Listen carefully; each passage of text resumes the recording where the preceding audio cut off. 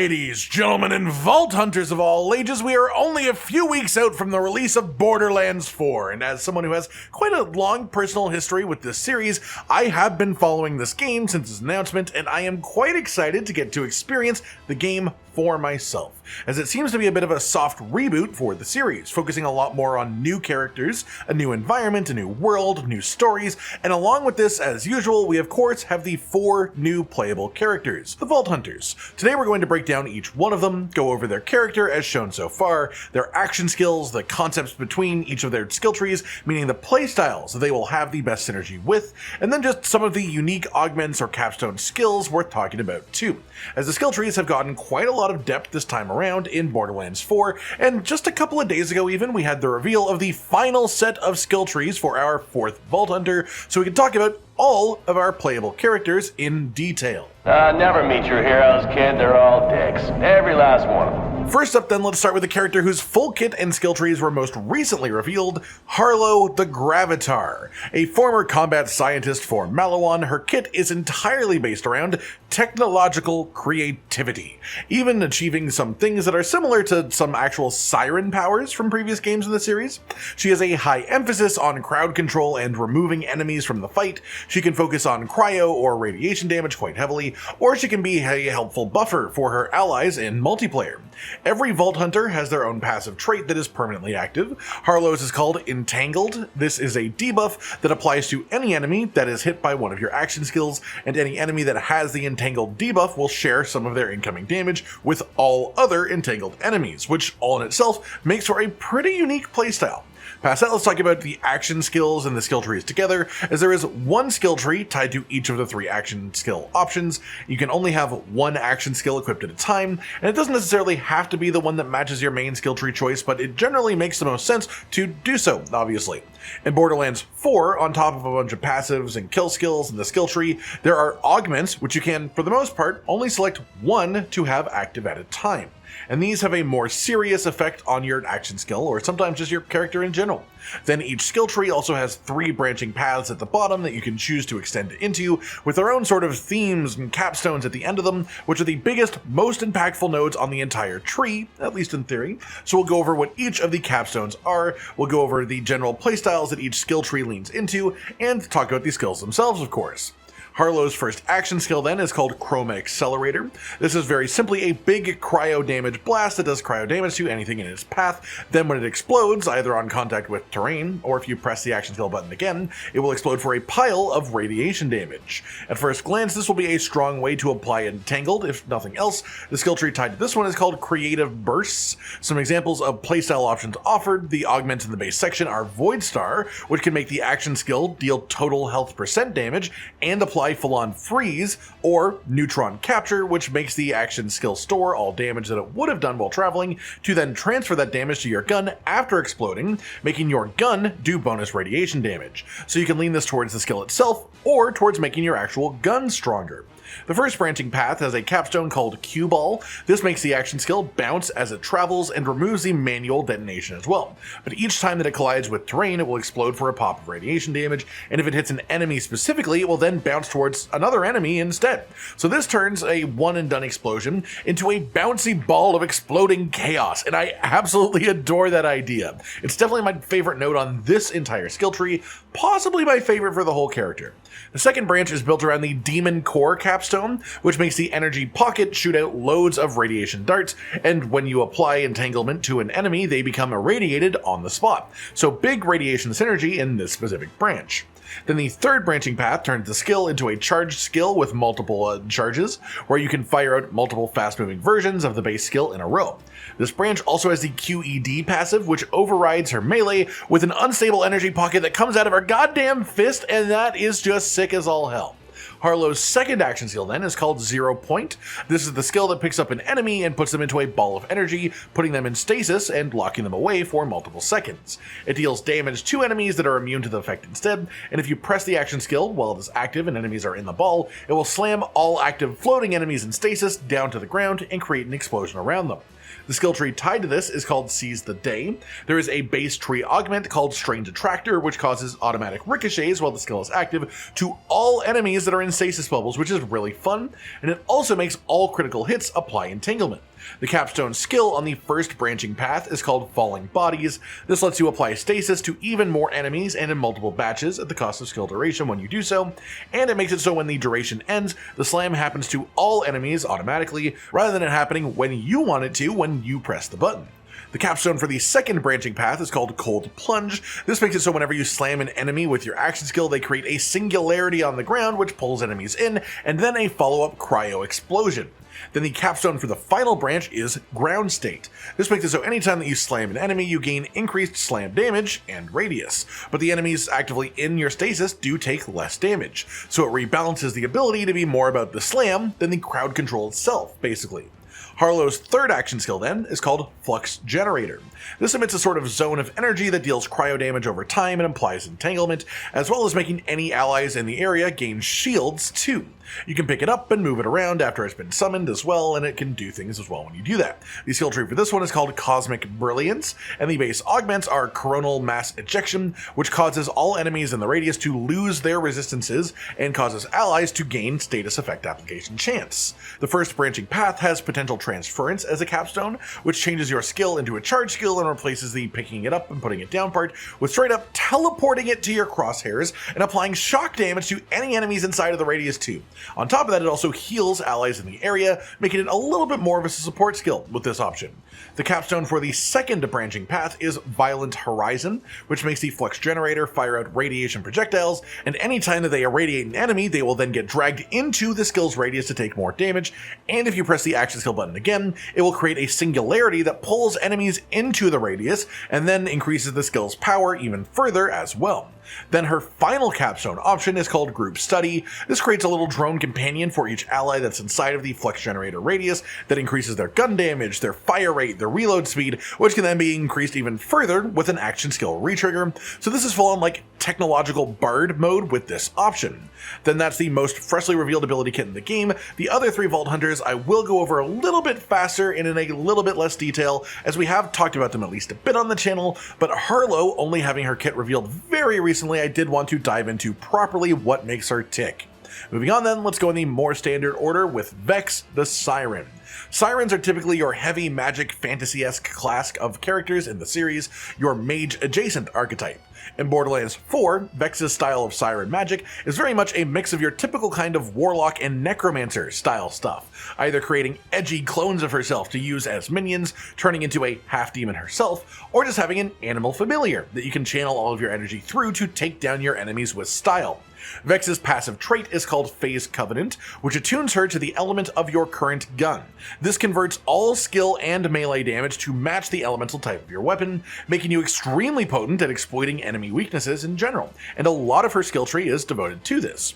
Her first action skill is called Dead Ringer, and it lets you create copies of yourself, either the ranged Spectre clones, which have guns, or the melee Reaper clones, which are the ones with the big size, and these will actually full-on draw aggro from your enemies. This skill is tied to the fourth seal skill tree. An example of a base augment from the tree is Gas Blaster. This makes the ranged Spectre minions gain a new ability for bonus AoE damage on spawn, and anytime that they reload. The first branching path leads to the Heirloom capstone, which gives one Spectre minion at a time a direct copy of your equipped gun. The second branching path leads to the Grim Reaper passive. This lets you press and hold the action skill button to spawn a Grim Reaper that drains nearby enemies, and when an enemy dies while being drained, there's also a chance to spawn extra Reaper minions. So basically, the first branching path is more of a focus on the ranged minions, this second branching path is more of a focus on melee minions, and then the third branching path brings us to Dark Pact. The first effect of this lets you equip two augments at the same time, and is to our current knowledge the only way for any character to have two augments at the same time.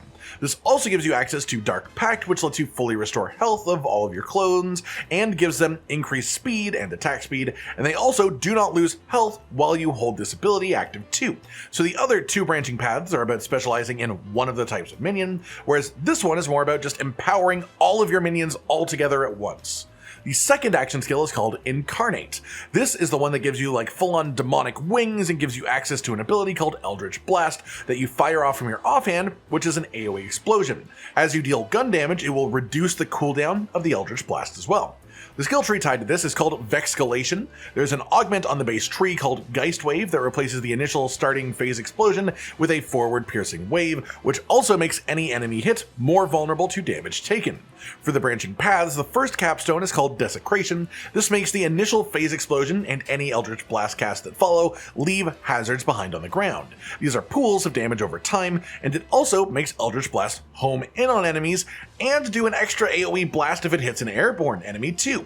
The second branching path has the Vibe Check capstone. This changes Eldritch Blast into a charge skill, which consumes all charges when you cast it to ricochet off of enemies and hit multiple, and this also doubles a cooldown reduction from gun damage on the effect.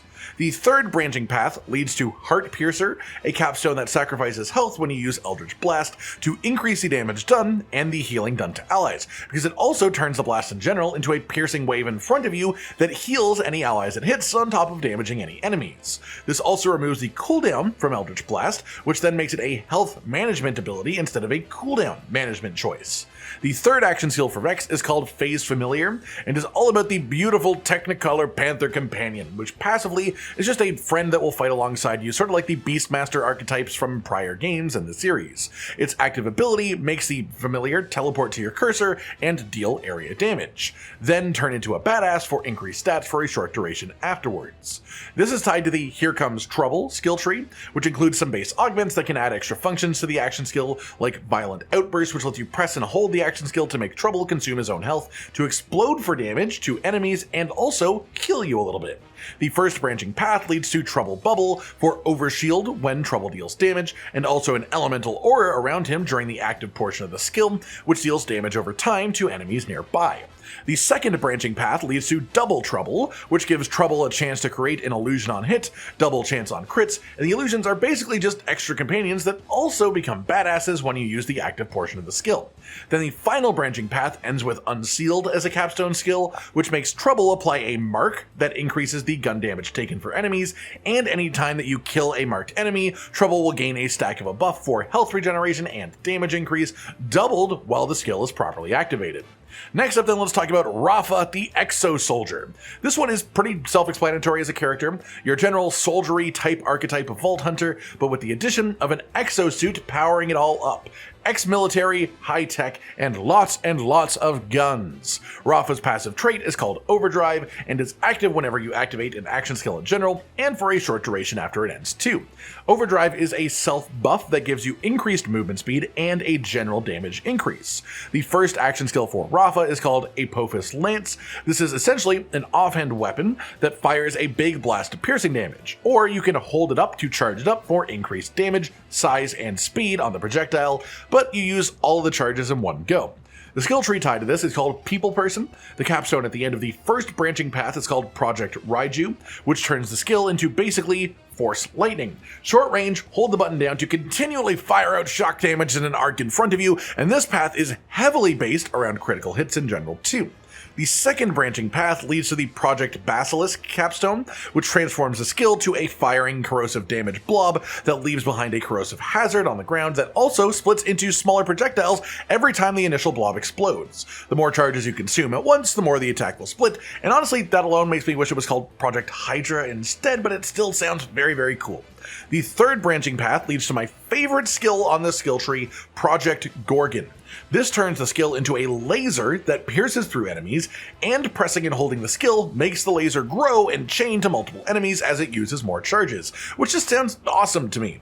The second action skill for Rafa is called the Peacebreaker Cannons, shoulder-mounted cannons that automatically fire while the skill is active. The skill tree tied to this is called Remote Agent, and here are the base tree augments. Quite a big amount of possible effect. Instinto gives Peacebreaker Cannons increased crit chance, and you can press the action skill while active to double their crit chance as well, and increase their crit damage, but also drain the action skill duration at a faster rate. This does, however, also add a kill skill that restores action skill duration whenever you kill an enemy with it active, which makes it much faster paced in general.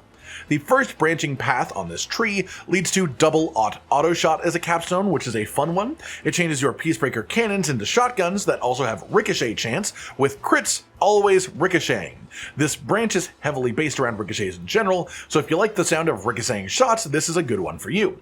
The second branching path leads to the Beam Team capstone, which replaces your cannons with 2 beam firing projectiles. One deals shock damage, one deals corrosive damage, and this also gives you increased action skill damage anytime that you apply a status effect. The third branching path and the capstone with it are very simple. It transforms the cannons into rockets that deal splash damage, so an Ordinance action skill.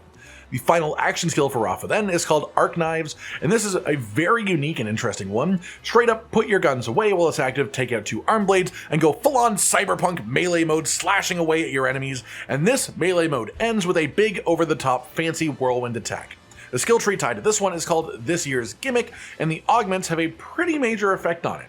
Even on the base tree, there is Dead Man Walking, which totally removes the duration timer limit from Arc Knives and instead makes them drain your health the longer they are active. But this also makes you gain Overshield anytime that you damage an enemy, so it's super high-paced, melee-focused playstyle, which is really neat to have as an option. The first branching path leads to this capstone here, which causes the finishing attack of an Arc Knives to create a singularity that pulls in all of your marked enemies and anyone else nearby. And whenever you get a kill with this, you then reduce the cooldown of the skill so you can go back into Arc Knives faster. The next branching path goes to the Inferno Protocol capstone, which makes you store all damage that you take while Arc Knives is active, and then you also reflect a portion of this damage to any marked enemies, and the finisher attack releases all of this stored damage to deal damage to the enemies around you instead, which also heals you based on the damage done. The third capstone on the last branching path is Galvanic Panic, which lets you shoot out corrosive damage, dealing gliders whenever you do melee attacks. And this also makes kills, while the skill is active, increase its duration, and Blade Fury now causes a volley of these corrosive gliders as your new finisher with this equipped too. Then we have our final Vault Hunter today, the big, burly, beefy guy, Amon the Forgeknight. Raised by a cult that worshipped vault monsters, he watched everyone he knew be absolutely slaughtered by one of these crazy creatures, and so his entire life's mission is to rid the universe of vault monsters, and also to write poetry. His passive trait is actually different depending on which action skill you have equipped, which is pretty cool, so that means I'll be talking about them in each relevant section. But anytime that I mention the term Forge skill, that is his passive trait, and you activate these by pressing and holding down the action skill button while the skill is active.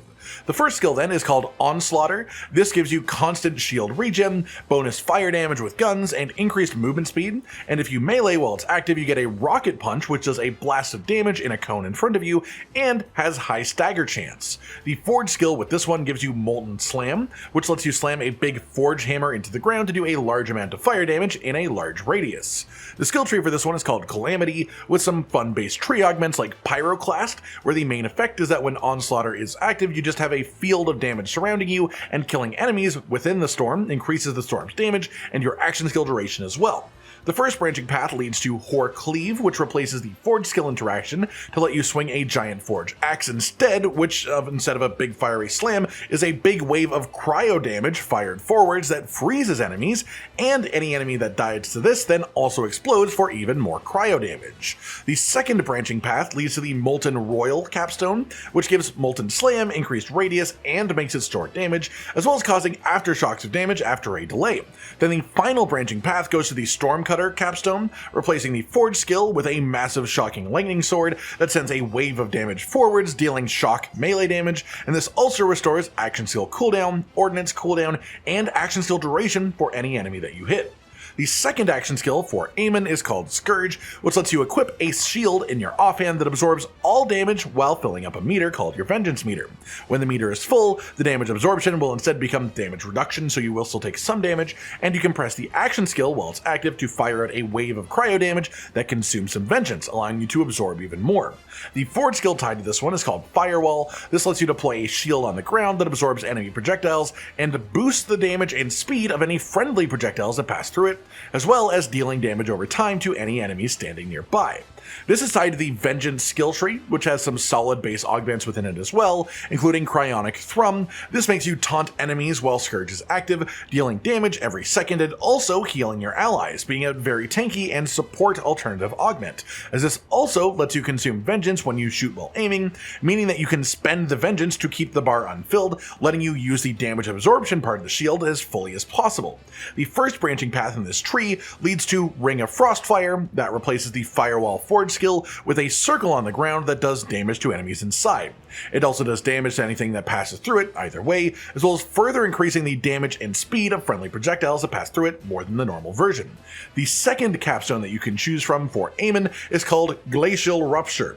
This replaces Firewall entirely, allowing you to swing Forge Whips that deal cryo ordnance damage, and then create a cryonic fissure on the ground that deals a lot of cold damage over time. Then we've got the final branching path, which ends with the Wrathfall capstone, creating a forged sword that does a massive amount of guaranteed critical shock damage in a wide area.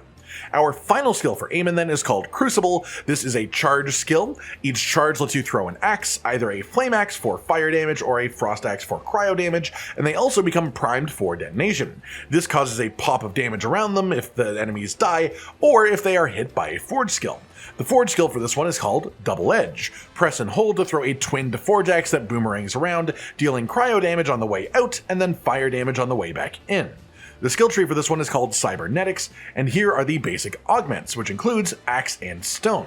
This gives you increased movement speed after using a Forge Axe and lets you detonate primed enemies with your melee. Detonating Flame Axes gives you action skill cooldown reduction, whereas detonating Cryo Axes gives you Ordnance cooldown reduction. So this one is quite funky. The first branching path ends with Snowball, which replaces your Forge skill with a Twinned Forge Hammer, which does cryo damage only, but now ricochets off of enemies up to 3 times, dealing bonus damage each time, and it ricochets an extra time for each time that it causes a detonation on an enemy as well. So it's a big, bouncy hammer. The second branch ends in the Storm Surge capstone, which again replaces the Forge skill, this time with a Twinned Forge Blade that does shock melee damage in an area on impact that also makes a Forge Storm for shock damage over time in that same area. And final capstone are Conflangerang, which transforms the Forge skill to be fire damage in both directions. It gains increased radius and leaves a trail of fire on the floor as well that deals damage over time afterwards. And there's a bonus effect that makes any detonations or damage done from this restore your Forge skill cooldown too. And there you have it, everyone, a much deeper look at what we know about the 4 Vault Hunters so far, leading up to the release of Borderlands 4. The full skill trees are out on the official Borderlands website if you want to have a look at them, and we will have more specific guides looking through each Vault Hunter with all their proper details closer to launch, if that's something that you guys want. But today was more meant to be like, hey, here are the Vault Hunters, here are their skills and the sort of big ticket selling points of each various skill tree and playstyle they'll have access to help you work towards making the decision of which of the Vault Hunters you want to play first with proper details, especially coming from someone like me who has a crippling case of I want to play every one of the Midas. I hope you've enjoyed this then, and let me know your own thoughts on the new cast of Vault Hunters in Borderlands 4 down in the comments below. Like if you liked the video, subscribe to the notification bell for more, and most importantly, ladies and gentlemen, until next time, I'm the conductor of the poop train! Josh, Cotton, and Hollow with the videos, dropping the humor like a hammer on your tippy toes, bringing entertainment on a daily arrangement to take our insanity and turn it into entertainment. Yes, I said entertainment twice, to reiterate that it is nice to look into your faces on a mostly daily basis when you let us in your homes to make the whole world a stage. Goodbye.